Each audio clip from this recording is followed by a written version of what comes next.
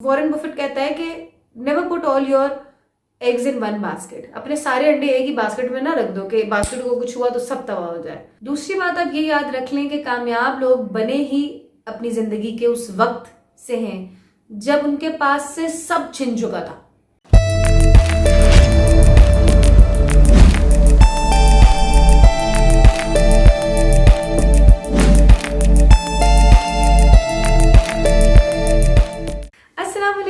मैं हूं दुआ मलिक। मेरी तरफ से आप सबको बहुत सारा प्यार, बहुत सारी दुआएं, बहुत सारा सलाम, क्योंकि आप लोग ही हैं जिनकी वजह से मैं हर हफ्ते मोटिवेटेड रहती हूँ। जितनी भी मैं हफ्ते में बातें ऑब्जर्व करती हूँ, जितनी भी बातें जहन से मेरे गुजरती हैं, तो मैं सोचती हूँ कि ये सारी बातें मैंने आप लोगों के साथ शेयर करनी है। मेरा यूट्यूब चैनल ग्रो से ग्रो हुए चला जा रहा है हर हफ्ते हर दिन। इस सब के लिए आप सब लोगों की मोहब्बत का बेहद शुक्रिया। जब हम छोटे होते हैं तो हम अक्सर अपने दोस्तों में, या जब बुजुर्ग बात कर रहे होते हैं, दोस्तों के पेरेंट्स बात कर रहे होते हैं, तो हम ये सुनते हैं कि हमारे अब्बू का फाइनेंशियल ब्रेकडाउन हो गया था, या हम फाइनेंशियल क्राइसिस में चले गए थे तो हमारी लाइफ अपसाइड डाउन हो गई। या कोई भी इंसान अपने बचपन की कोई बात बता रहा होता है तो उसमें ये एक ज़रूर किस्सा होता है कि हमारे पेरेंट्स का फाइनेंशियल ब्रेकडाउन हुआ था, जिसकी वजह से हमारी ज़िंदगी पे बहुत इफेक्ट पड़ा था। यानी कि हम सब जिंदगी में एक बार तो लाजमी फाइनेंशियल क्राइसिस से, फाइनेंशियल ब्रेकडाउन से गुजरते हैं। अगर आप या आपके आसपास कोई भी शख्स इस वक्त फाइनेंशियल क्राइसिस से या ब्रेकडाउन से गुजर रहा है तो उसको मेरी ये वीडियो ज़रूर आपने दिखानी है। ये वो लोग भी होते हैं जो मेरे पास थेरेपी के लिए आते हैं और फिर वो ये कहते हैं कि हम आपको अफोर्ड नहीं कर सकते और हम इस वक्त बहुत ज़्यादा फाइनेंशियल क्राइसिस में हैं, जिसकी वजह से हमें स्ट्रेस है, जिसकी वजह से हमें एंजाइटी है। तो मैंने सोचा कि मैं उनके लिए एक वीडियो बनाऊं ताकि वो ये सारी बातें जो मैं उनके साथ करना चाहती हूँ या उनको पता होनी चाहिए, वो सारी बातें इस वीडियो के ज़रिए उन तक पहुँचे। देखिए, ये वो वक्त है, सबसे पहले तो याद रखिए कि ये वो वक्त है जो ज़िंदगी में सबके ऊपर आता है, और once in a lifetime तो बिलियनर्स के ऊपर भी आता है। अगर हम ज़िंदगी में बहुत बड़े बड़े कामयाब लोग भी देखें, और क्योंकि मैं उनके साथ बैठी हूँ, बहुत लोग मेरी ज़िंदगी में रहे हैं, उनके साथ वक्त गुजारा है, तो मैंने यही देखा कि वो लोग बने ही उस वक्त के ज़रिए हैं जब खुदा ने उनको उठा के ज़मीन पे फेंक दिया था।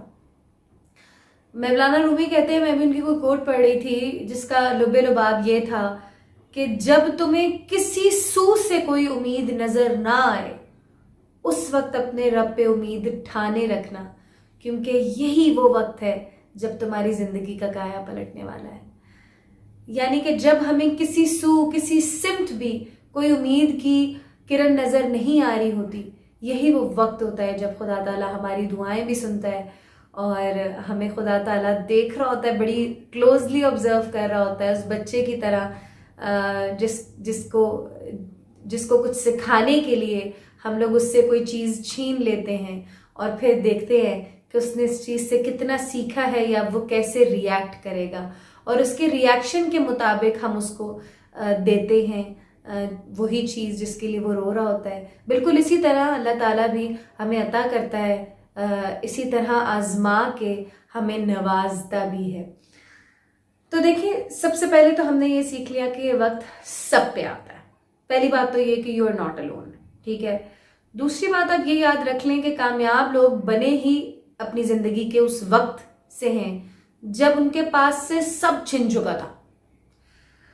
फिर हम आते हैं कि इस वक्त आपने सबसे ज़्यादा जिस चीज़ का ख्याल रखना है वो है आपका दिमाग, क्योंकि देखिए, तमाम बीमारियां जो हैं वो हमारे जहन से ही बनती भी हैं और संवरती भी हैं, ठीक है।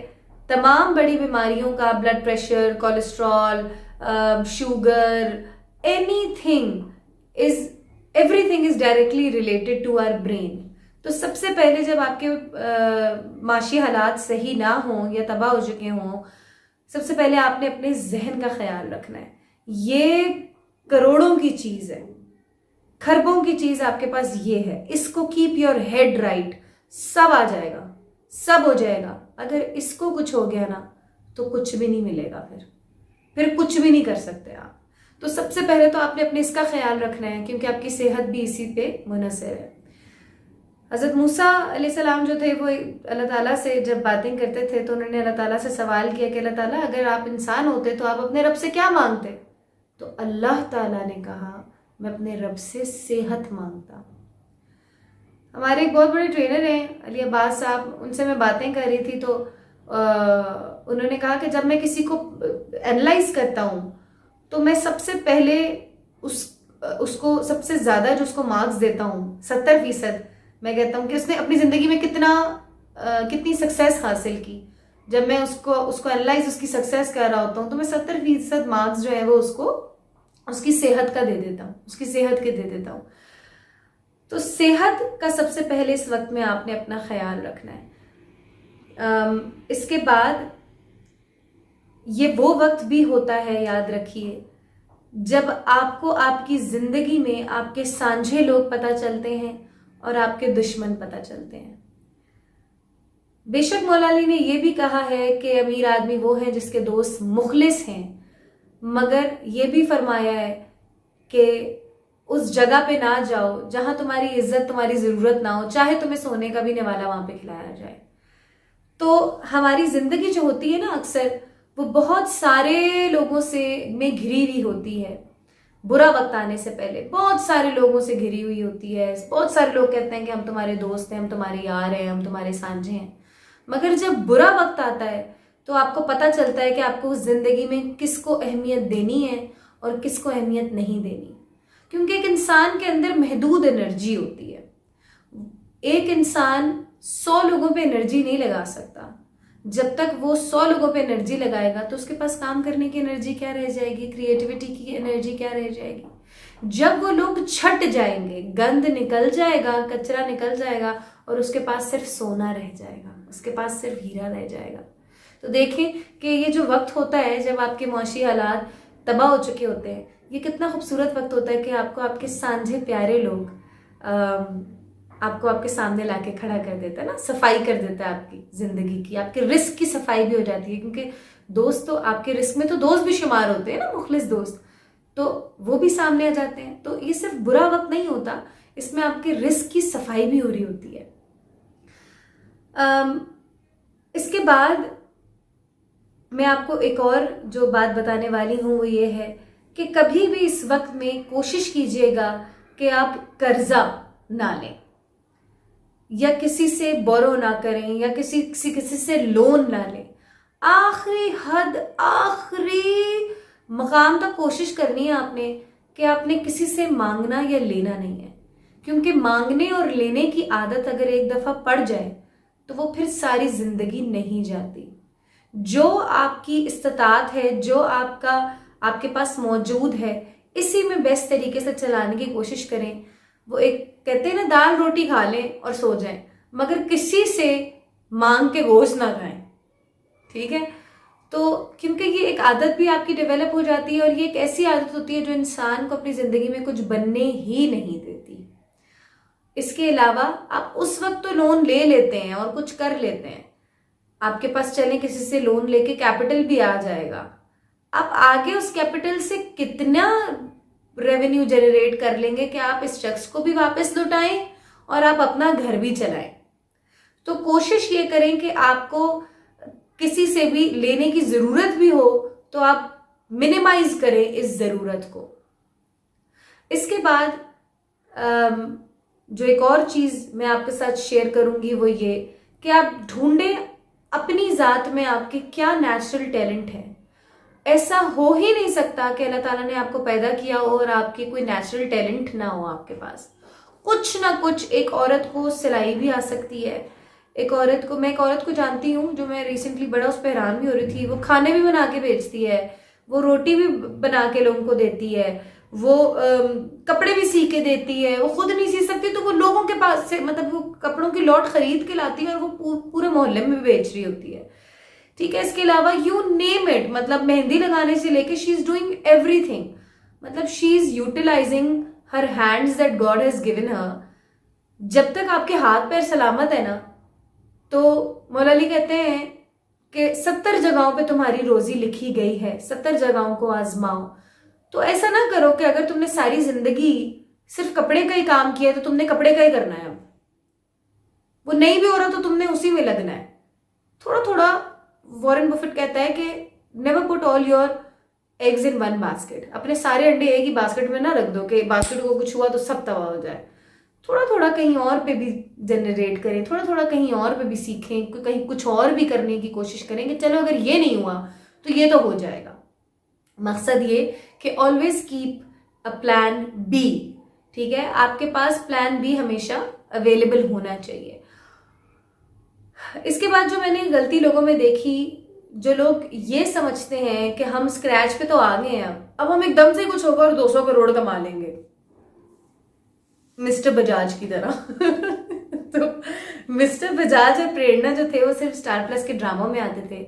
वो शायद मिस्टर बजाज ही थे जो 200 करोड़ के रुपए जो हैं वो अपने तकिए के नीचे रख के सोते थे और सुबह उठ के वो प्रेरणा से पूछते थे कि मेरे 200 करोड़ तकिए के नीचे से गायब हो चुके हैं। तो ये चीज़ें तो महज सिर्फ ड्रामों और फिल्मों में अच्छी लगती हैं। हर इंसान, बड़े बड़े बिजनेसमैन से मैं मिली हूँ, हर इंसान के ऊपर ये वक्त आया होता है। और इस वक्त आपने अपनी सेल्फ स्टीम नहीं डाउन होने देनी।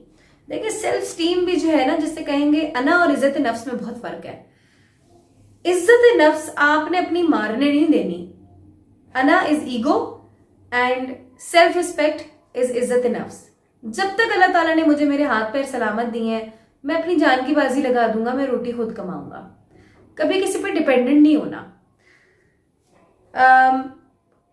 दो चीजें और जो बहुत जरूरी हैं कि इस वक्त आपने एक्सरसाइज करनी है, लाजमी करनी है। चाहे जितना भी बुरा हाल आ जाए, आपके पास जिम में एडमिशन लेने के पैसे नहीं है, आपने चला जाना है पार्क में जाके रनिंग करनी है। Always keep your body growing. हमारी फिजियोलॉजी जो है ना, वो हमारी न्यूरोलॉजी पे बहुत ज़्यादा इफेक्ट करती है और बहुत ज़्यादा असर रखती है।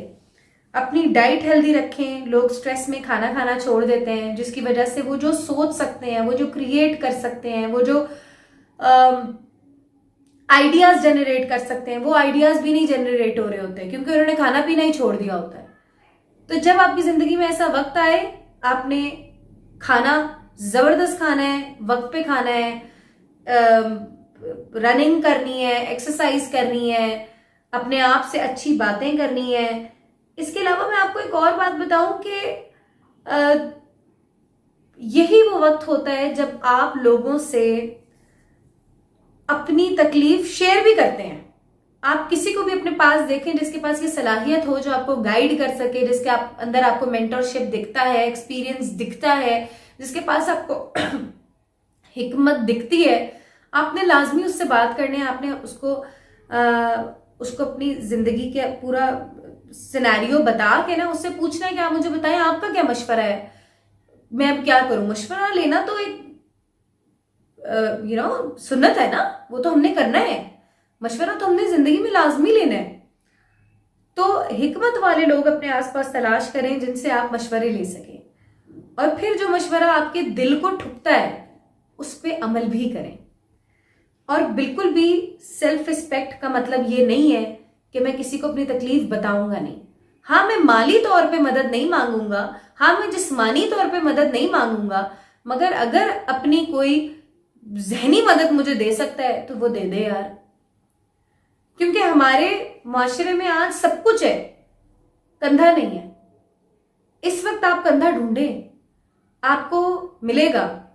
क्योंकि वासिफ अली वासिफ साहब कहते हैं कि जब अल्लाह को ढूंढने निकलोगे ना तो टकराओगे तुम इंसान से ही, मिलेगा तुम्हें कोई इंसान ही ऐसा जो तुम्हें अल्लाह ताला से मिलवाएगा। तो जिंदगी में कुछ भी चाहिए हो, हम मांगते वो अल्लाह से ही है, मगर मिलता हमें वो बंदों के थ्रू है ना।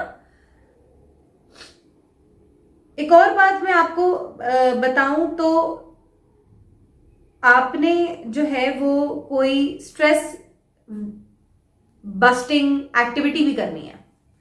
बहुत जरूरी है कि इस वक्त में आपने कोई गेम्स प्ले करना, कोई अपने बच्चों से खेलना। वो लोग जो पेरेंट्स हैं वो ख्याल रखें इस वक्त में कि अपने बच्चों को निगलेक्ट ना कर दें, क्योंकि इस वक्त जो बच्चे निगलेक्ट होते, और बच्चों के सामने ये बातें भी बिल्कुल भी ना करें कि हमारे पास पैसा नहीं है या हमें कोई फाइनेंशियल क्राइसिस है या कोई फाइनेंशियल प्रॉब्लम है और माँ बाप आपस में लड़ रहे हैं बच्चों के सामने।